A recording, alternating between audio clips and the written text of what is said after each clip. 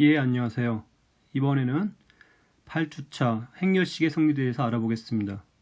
이번 주에는 중간고사 일정도 있기 때문에 그리고 행렬식의 성질의 내용도 많고 무엇보다 아주 중요한 파트라서 2주에 걸쳐서 2.2절을 배워보도록 하겠습니다. 자, 먼저 지난주 우리 배운 것들을 한번 복습해보면요. 연립 1차 방정식이 변수의 개수와 식의 개수가 같은 그런 연립 1차 방정식이 유일한 해를 가질 조건이 어떤 것인가 하는 거였죠. 예. 여러 가지 버전을 설명할 수 있었는데 그 행렬이 가역이라는 것으로서 개수 행렬 있죠. 연립 1차 방정식의 개수들만 갖고 만든 개수 행렬이 가역이라는 조건이었고, 근데 이 가역이라는 것을 따지는 것이 중요한데 그 역행렬을 언제 가지고 언제 역행렬을 가지지 않는지 따지는 게 중요한데 그것을 쉽게 알아낼 수 있는 방법에 대해서 고민하였습니다. 그래서 먼저 1차, 2차, 3차 같은 작은 정사각 행렬이 역행렬을 가질 조건을 따져봄으로써 중요한 그 작은 행렬들의 경우에는 행렬식을 정의했죠. 행렬식을. 그리고 일반적인 행렬의 아주 큰 사이즈까지 모두 행렬들의 행렬식을 정의하기 위해서 필요한 것이 바로 소행렬이라는 거였습니다. 어떤 행렬 A가 있으면 그로부터 I행과 J열을 이렇게 제외하고 남은 하나 크기, 이게 n 곱하기 n이라고 하면 이 작은 이 소행렬은 하나씩 한 행과 한 열이 줄어드니까 작아지는 거였죠. 그래서 이런 소행렬의 정의가 필요했었죠. 이런 걸 통해서 행렬식을 정의했습니다. 자, 이번 시간에는 이제 이어서 이런 행렬식을 어떻게 하면은 쉽게 계산할 수 있는가?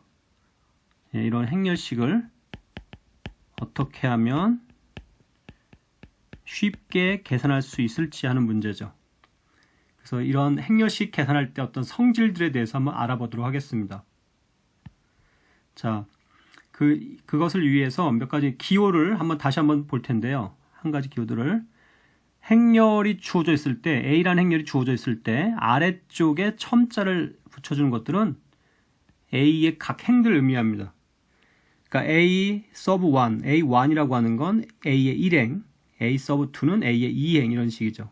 다른 말로 하면 이제 무슨 얘기냐면 A를 저 행들로 표현하자면 이렇게 쓸 수가 있어요. 1행, 2행, 그래서 n번째 행까지. 자, 반대로 어떤 경우에는 행렬을 이제 세로로 썰어서 써야 될 경우가 있거든요. 썰어서 식빵처럼. 그럴 경우에는 이제 세로 썬 것들을 열이라고 하죠. 열. 그래서 행렬의 위쪽에다가 첨자를 붙여주는데 이거는 나중에 행렬의 곱셈하고는 굉장히 조심하셔야 됩니다. 같은 기호를 쓰기 때문에 좀 주의하셔야 되고요. 이런 경우는 세로로 썬 거기 때문에 행렬을 이렇게 세로로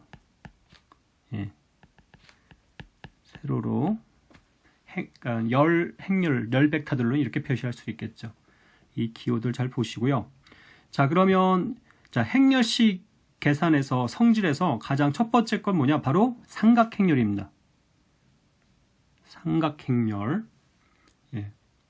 사실은 더 쉬운 거는 뭐가 있냐면은 바로 단위행렬이 있는데요. 단위행렬. 근데 결국 단위행렬도 삼각행렬이기 때문에 이 삼각행렬인 경우를 한번 행렬식 계산 해보도록 하겠습니다. 그래서 가리니까 자, 주어진 이 3 곱하기 3, 3차 정사각행렬 행렬식 한번 계산해 볼 텐데요. 자, 한번 지난 시간에 어떻게 했는지 잘 생각해 보시죠. 첫 번째 행에 원소들을 골라주는 거예요. 그죠? 얘는 먼저 3을 고르면 3을 골라주고 1행 1렬을 제외하면 이렇게 제외하면 남는 게 4, 5, 0, 6이었고요. 자, 부호 조심하셔야 되는데 부호가 계속 교대가 됩니다. 교대가 돼서 빼기 2배의 이번에는 1행과 2열을 제외한 나머지 0, 5, 0, 6 되고요. 다음 맨 마지막 성분 2를 고르면 남는 거는 0, 4, 0, 0 이렇게 됐었죠. 그렇죠? 자, 그런데 이걸 보시면 예. 자, 이걸 한 번 더 전개하셔도 되고 아니면 예, 4 곱하기 6 곱하기 5 곱하기 0 이렇게 보셔도 되고요. 자, 이제 두 번째 항 잘 보시면 한행이 이쪽에 다 1열이 다 0인데 해보면 다 0 곱하기 0 빼기 5 곱하기 0인 거 알 수 있고 마지막도 마찬가지로 0 곱하기 0 빼기 4 곱하기 0. 그래서 0이 들어간 거 어차피 곱해봐야 0이니까 지워지는 게 다 필요가 없습니다. 여기 뒷부분 다 필요 없고 남는 거는 3 곱하기 4 곱하기 6만 남죠. 3 곱하기 4 곱하기 6을 계산하지 않고 나눈 이유는 바로 이유가 있는데 이 삼각행렬에 3, 4, 6이라고 하는 게 바로 어디에 해당하는지 잘 보시면 예, 바로 이 대각선분이라는 걸 알 수 있죠. 원래 이 대각선분. 그리고 단순한 우연의 일치가 아닙니다. 하나만 더. 자, 이번에는 아주 큰 거. 4 곱하기 4인데요. 한번 전개를 해보겠습니다. 예.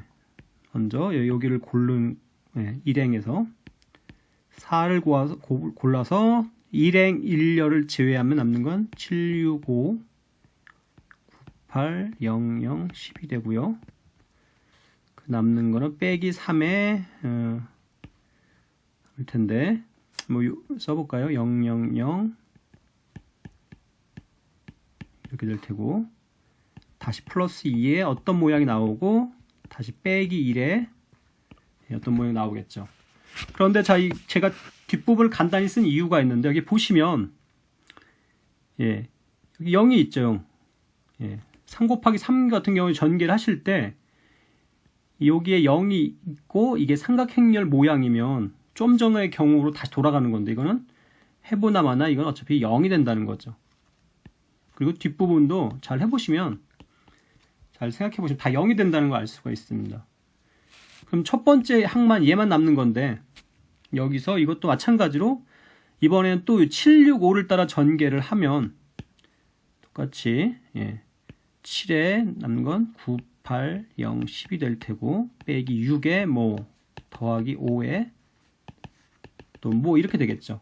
자, 여기 또 뒷부분 간단히 쓴 이유가 있습니다. 6에 따라 전개한 부분은 또 소행렬이 0, 한쪽에 다 0이 들어가죠. 이쪽에 0이 들어가서 어차피 계산해보나 마나 0이 되고 5에 대해 전개한 부분도 0이 돼버리기 때문입니다. 잘 보시면 이거는 그냥 4 곱하기 7, 9 곱하기 10인 걸 알 수가 있는데 자, 이 경우에도 굳이 4, 7, 9, 10을 곱하지 않고 쓴 이유는 이 삼각행렬의 바로 대각선분들이 정확히 뭐냐면 4, 7, 9, 10이라는 거죠. 예. 그래서 예. 다음 같은 정리를 우리 생각해 볼 수 있습니다.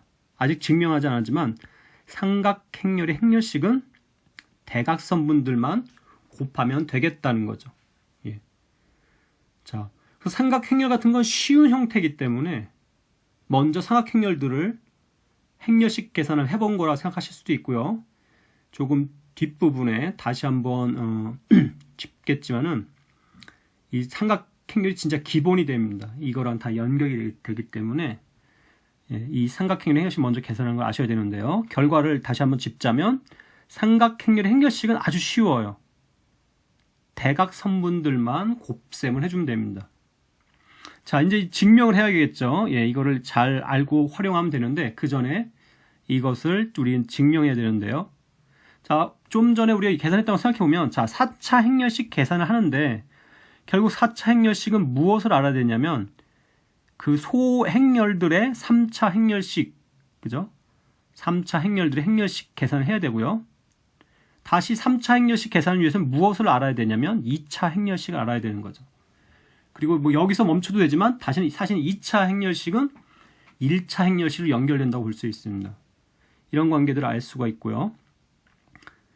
자, 그리고 좀 전에 우리가 했던 이런 예제 두 가지를 한번 잘 떠올려 보시면, 그죠? 두 가지 잘 떠올려 보시면 이거를 어떻게 해야 될지 좀 감이 올 수 있습니다. 그죠? 그러니까 좀 더 큰 4인 경우에는 3을 알아야 되고 3인 경우는 2인 경우를 알아야 되고 이런 것들이 때문에 이거를 차곡차곡 내려와서 설명한다고도 말할 수 있고 자, 이걸 좀 더 논리적으로 깔끔하게 하고 싶으면 바로 어떤 방법이 있죠? 논리적으로 깔끔하게 할 수 있는 방법. 바로 수학적 균합법입니다. 수학적 균합법. 수학적 균합법이라는 방법을 사용하는 거죠. 이건 특히 언제 유용하냐면 n번째의 상황을 그 전이나 그 전전, 그러니까 n-1번째 상황으로 만들 수 있거나 또는 n-1 이하인 상황을 가지고 그 다음번에 대한 것을 우리가 알아낼 수 있을 경우에 매우 유용한 증명 방법입니다. 그래서 이 수학적인 균합법을 가지고 증명할 수가 있고요. 그러면 수학적인 균합법을 잠깐 짚으면 두 가지죠. 첫 번째는 이제 n이 가장 처음인 경우에 보이고, 두 번째는 n-1인 경우 맞다고 가정하고서, 맞는지 안 맞는지 모르죠. 하지만 맞다고 가정하고서 그리고 나서 어떤 경우를 보인다냐면 n인 경우를 보일 수 있으면 됩니다. 맞다는 것을 설명할 수 있으면 되는 거죠. 마치 도미노처럼 맨 처음 경우에 맞다는 거, 그리고 그 앞에 가 맞으면 그 다음이 맞다는 것을 보이면 됩니다. 자, 그래서 이 문제의 경우에는 자, n을 무엇으로 놓으면 좋을까요? 바로 n을 그쵸, 같은 기호가 되는데 그 a라는 행렬이 삼각행렬이고, 그리고 바로 이 n차, 같은 n을 써서 n차 정사각행렬이라고 가정하겠습니다. 그럼 가장 첫 번째 경우는 어떤 경우죠? 가장 첫 번째 경우는 교재처럼 2인 경우나 놔도 좋고, 또는 그 1인 경우라 해도 상관없습니다. 1인 경우. 물론 1차 정사각행렬의 행렬식을 얘기하지 않는 경우도 있는데, 제가 지난 시간에 얘기한 것처럼 하나짜리 이런 정사각행렬의 행렬식, 이거를 그냥 그대로 A라고 놓는다고 하면 되거든요. 그래서 1인 경우에 맞는지 보시면 뭐 이거는 무조건 다 그 삼각행렬 모양이죠. 그러니까 볼 필요 없이 이건 당연히 성립합니다. 모든 1차 정사각행렬은 삼각행렬 모양이고, 그때 대각선분이 사실은 하나밖에 없는 거죠. 대각선분의 하나의 곱인 거니까 성립하는 거죠. 자, 그럼 두 번째로, 자, n-1차 정사각 그리면서 동시에 어떤 행렬들, 삼각행렬이면 이 경우에 행렬식 계산을 어떻게 하면 되죠? 행렬식은 바로 대각선분들의 곱이라고, 중요한 것은 가정한다는 거예요. 사실인지 아닌지는 몰라요. 하지만 가정을 한다는 거죠. n-1까지는, n-1차까지는 삼각행렬의 행렬식 계산할 때 대각선분들 곱하면 되겠다. 자, 그리고 이제 n차인 경우를 보는 건데요. 자, 경우를 두 가지로 나눠야 됩니다. 두 가지로. 삼각행렬은 두 가지가 있었죠. 아래쪽에, 그러니까 위쪽이 다 0인 거, 하삼각행렬인 경우, 그리고 또 다른 경우는 아래쪽이 0이고 위쪽이 살아남는 경우, 상삼각행렬인 경우가 있는데, 두 가지 경우가 조금 다르기 때문에 다뤄보겠습니다. 자, 이 경우는 하삼각행렬인 경우에는 아주 쉬운데, 전개를 어디에 따라서 하죠? 바로 이쪽을 따라서 하니까, A라는 행렬의 행렬식은 원래 A11 그리고 곱하는 게 뭐죠? 이렇게 쓸까요? A 그 행렬식 A11 이런 소행렬의 행렬식을 곱하는 거였죠. 그 다음 빼기 곱하기 0을 해야 되니까 그 다음 A12 행렬식 곱하는 건데, 다음엔 또 13 성분이 0이니까 더했다 뺐다 하지만 중요한 건 뒤에가 다 0이니까 마지막에는 마이너스 1에 1 플러스 n에 어차피 0이거든요. 그죠?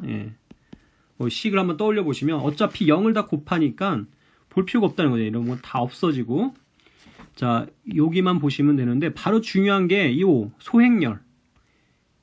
1행과 1렬을 제거한 이 소행렬의 행렬식은 우리가 굳이 계산할 필요가 없어요. 바로 가정에서 뭐라고 했죠? n-1차 n-1차 정사 삼각행렬의 행렬식은 대각선분들의 곱이다. 그리고 여기서 삼각행렬에서 일행, 일렬을 제외하면 여기 일행 여기죠. 일행과 일렬을 제외한 나머지 모양을 보면 다시 하삼각행렬이 되죠. 삼각행렬이 됩니다. 그래서 여기에는 바로 귀납법의 가정을 쓰면 되죠. 여기는. 그래서 가정에 의해서 여기가 바로 무엇에 의하냐면 귀납법 바로 가정에 의해서 쭉 계산한다 생각하지만 그냥 귀납법을 쓰면 아주 간단하게 됩니다. 그래서 결국 성립하는 거죠. 대각선분들 그냥 곱하면 되는 겁니다. 간단하게. 그래서 하삼각행렬인 거는 아주 귀납법 사용해서 아주 쉽게 체크할 수 있고요. 자, 상삼각행렬인 경우를 보시면은 이 경우에도 이제 여기 따라 전개를 하는 건데, 자 써보면 A 행렬식은 A11, A1 그리고 소행렬 A11의 행렬식 A12, A12, A13, A13 이런 식이죠. 가장 마지막에는 마이너스 1에 1 더하기 n이 되고 A1n 그리고 소행렬 A1n의 행렬식이 됩니다. 자, 이 경우에는 좀 복잡하게 생각하실 수 있는데요. 이 경우에 여기는 0이 아니죠. 0일 수도 있고 0이 아닐 수도 있으니까 0이라고는 0일지 아닐지 모르는데, 자, 얘네들을 보시면 됩니다. 이 뒤에 이 소행렬들을. 가령 A12를 보시면 이렇게 제거하고 남는 걸 보면 다시 삼각행렬이 됩니다. 다시 삼각행렬이 되는데, 그렇죠? 그런데 이 대각선분의 바로 0이 되는 거죠.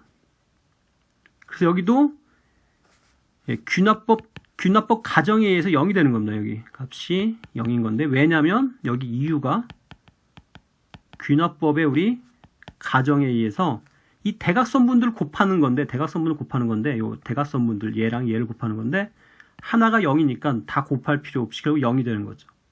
그리고 A13은 1행을 지우고 여기 세 번째 행을 지우는 건데, 여기 대각선에 1이 그대로 남아있는 여전히 얘네들은 다시 말하자면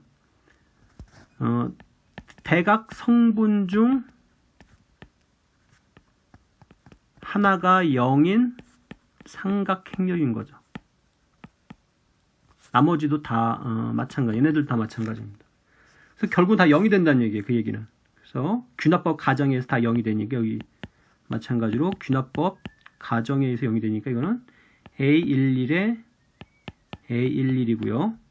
좀 여기 좀 지우겠습니다.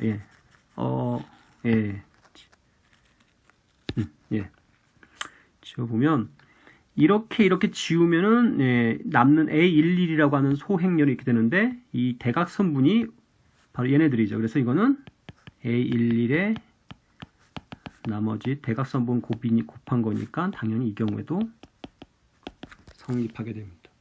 따라서 귀납법에 의해 12에 의해 모든 n에 대해 성립하는 거죠. 라는 것을 알 수가 있습니다. 자, 그래서 한 가지 삼각행렬의 그럼 전치행렬의 행렬식은 뭘까요? 이제 우리 지금 과정을 어떻게 생각하시면 되냐면요.